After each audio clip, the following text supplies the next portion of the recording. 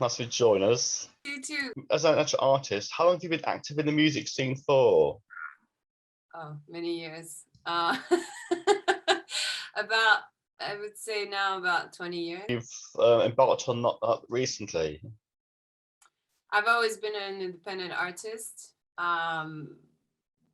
I can't say it's by choice because I haven't had the amazing offer from the big label that I'm like, no, I'm just gonna say no to 100 grand and go on my own way. I haven't had that experience yet, but I do like my freedom, my creative freedom, and I'm a free spirited person, so I like to kind of do what I feel to do, and I need to work with people that let me do me, or else if I'm too much in a small box, it's very hard for me to be inspired, basically.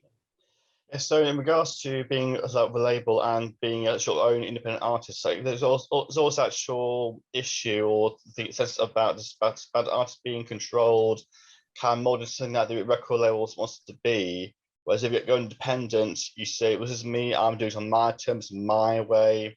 Is that kind of how it was for you at all when you started? So I am signed to an independent label in Germany. Mm-hmm.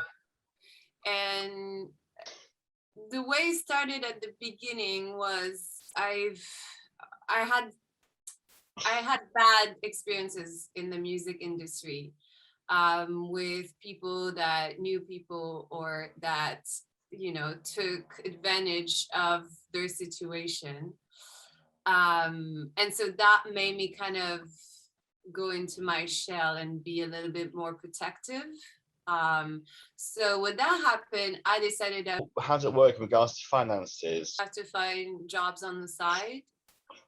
Before the pandemic, I sing covers. I'm in a tribute Spice Girl band. I perform here and there. Now I'm back doing more cover stuff, and I'm also taking part of the more behind the scenes, so working on productions and stuff. So that's how I make my money. But I mean, the truth of it all is, if you want to be free and work on your own terms, well, you have to support yourself.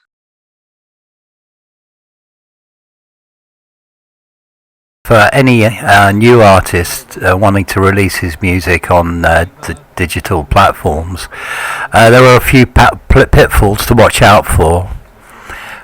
For so many promoters are exploiting the unsigned artists with promises of pay for plays instead of supporting them because they love their music, which is a little unfair, and you have to watch out for that. Another thing is that Spotify, many artists these days, established artists, are boycotting Spotify because of their poor payments to artists and songwriters. But anyway, I could go on about the negatives, but I won't. I'm here to talk about the positives of self-promotion of the unsigned, and of course there are many benefits.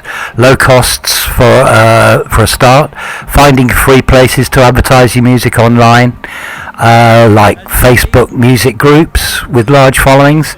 There's one I've got here, which is music promotion worldwide.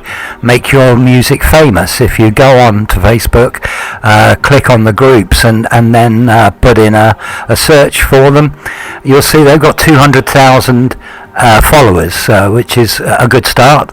But there are many Facebook groups out there where you can advertise your music. Just copy and paste your link for your Spotify, your Amazon, your Deezer, whatever, and post it onto that site or the other sites that you can find. And you'll see your plays go up and up and up over the course of time. It doesn't happen overnight, but it's worth just keeping on being persistent.